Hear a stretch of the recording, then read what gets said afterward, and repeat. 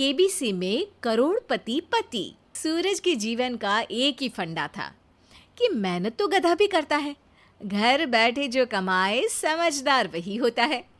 इसीलिए उसने कभी नौकरी ही नहीं ढूंढी। इस बात से हालांकि उसकी पत्नी शिखा बिल्कुल भी अग्री नहीं करती थी, पर फिर भी सूरज को समझाना बेकार था। टीवी में कैसे बनोगे करोड़पति का ऐड देखकर उसे लगा कि बस अब तो घर बैठे ही वो करोड़पति बन सकता है, और उसके पीछे उसने अपने सारे सोर्सेस एक्टिव कर दिए।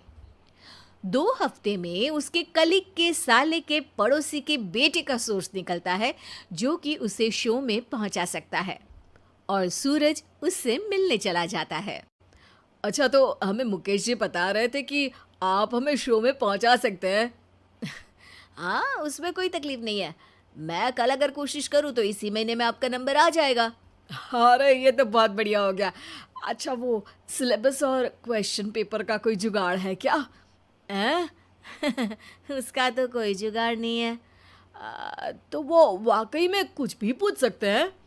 हाँ, वो तो बच्चन जी पर है, जो पढ़ते हैं वो पूछ लेते हैं। पहली कोशिश फेल होने पर अब सूरज के सामने एक बहुत बड़ा सवाल था कि आखिर जवाब कहाँ से लाए। तब शिखा ने एक सजेशन दिया, क्यों ना सूरज अपने चचेरे भाई सुमित से मदद मांगे, जो कि यूपीएससी की तैयारी कर रहा था। हालांकि इतनी मेहनत करना सूरज को समझ में नहीं आता था, पर कोई और रास्ता ना मिलने पर वो आखिर सुमित से बात करता है। अरे सुमित, हमारा कैसे बनोगे करोड़पति के लिए सिलेक्शन होने वाला है। तुम हमें थोड़े चिट बनाने में मदद करोगे क्या? अरे भैया, चिट बनाए तो सालों हो गए, उसमें हमारा एक्सपर्टीज नहीं है, बल्कि आप बोलो तो हम आपकी पढ़ने में ज़रूर मदद कर सकते हैं। हट, कैसी अनाप शराब बातें कर रहा है तू। सूरज ने सुमित को मना तो कर दिया था, पर तैयारी करने के सिवाय कोई चारा उसे दिख भी नहीं रहा था, खासकर जब 12 के पेपर लीक करने के एक्सपर्ट शुक्ला जो भी हाथ जोड़ लेते हैं। आखिर सूरज को सुमित के पास जाना ही पड़ा, और उसने सुमित और शिखा से वादा किया कि वो बहुत मेहनत करेगा। 1 महीने की तैयारी के बाद फाइनल हुआ कि शो से 1 हफ्ते पहले एक ट्रायल खेला जाएगा, जहां पर सारे रिश्तेदार ऑडियंस की जगह पर होंगे और शिखा सवाल पूछेगी। दूर दराज से भी रिश्तेदार आकर हाजिर हो गए देखने कि आखिर कैसे बनेगा सुमित करोड़पति। सब कुछ सेट था, और इतने में सूरज आकर अपना स्पीच देता है। ये 1 महीना मेरे लिए आसान नहीं था, पर अपने भाई सुमित और अपनी पत्नी शिखा की मदद से मैं इतनी दूर पहुंच पाया हूँ। मेरे मम्मी पापा के आशीर्वाद ने भी बहुत साथ दिया है मेरा। मैं उम्मीद करता हूँ कि आज के शो में आप लोगों को बहुत मज़ा आएगा। साक्षी पहला सवाल पूछती है और पूरे कमरे में सन्नाटा छा जाता है। इंडिया में कितने स्टेट्स हैं? 3, सॉलिड, लिक्विड और गैस। अरे रुकिए, तो ऑप्शंस तो देने दीजिए। इतने में 5वीं कक्षा का चिंटू बोल उठता है। अरे क्या मामा, आप तो पहले सवाल पर ही आउट हो गए। अरे बेटा, पहला सवाल तो ट्रायल होता है ना। अरे तुम अब देखना। देखने जैसी बात तो थी ही। सूरज को इतना शांत किसी ने नहीं देखा था। कभी कभी तो लगता था मानो सूरज आंख खोलकर ही सो गया हो। मामा जल्दी करो प्लीज, कल सुबह पनवेल भी तो निकलना है। अरे हट, कंसंट्रेट करने दे मुझे।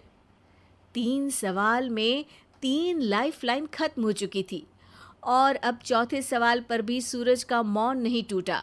पर सूरज अभी भी हार मानने को तैयार नहीं था। उधर हर कोई सूरज को छोड़ सुमित को देख रहे थे। आखिर सुमित ने ही तो पढ़ाया था सूरज को। गजब बेइज्जती है यार। अरे बेटा, तो बाप का, दादा का, भाई का, सबका नाम बुड़वाएगा। अरे 3 लाइफलाइन ले ली तो भी तेरा कुछ नहीं होना है। अरे कोई इतनी बात करता है क्या शो पर? अरे बेटा, शो पर तेरे जैसे भी तो नहीं आते ना।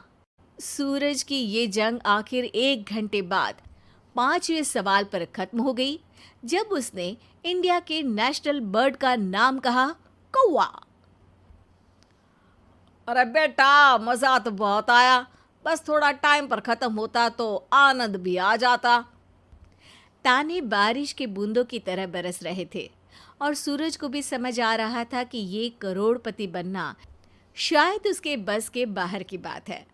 पर वो आखिर ये बात मान कैसे लेता? वो सख्त लौंडा जो ठहरा, उसने सोचा कि बेइज्जती तो हो ही चुकी है, पर अगर मैं हार नहीं मानूं तो शायद कुछ हो सकता है। शिखा, तुम देखना, असली शो में आग लगा दूंगा, आग, करोड़पति बनूंगा मैं। हाँ, सब्जियां खत्म हो गई है घर पे, ले आओ। पहले पति बन जाओ, फिर करोड़पति बनना। अरे गजब बेइज्जती है यार। बेटा, अभी तो घर पर ही हुई है, 1 हफ्ते में तो तुम देश के सामने करवा कर आओगे। वैसे जब टीवी पर जाओ ना तो बस अपने मम्मी का ही नाम लेना, ठीक है? कोई पूछे तो बोलना कि पापा नहीं है मेरे। अरे पढ़ाई की, पेपर निकलवाए, इतने सारे लोगों को खाना खिलवाया, क्या फ़र्क पड़ा?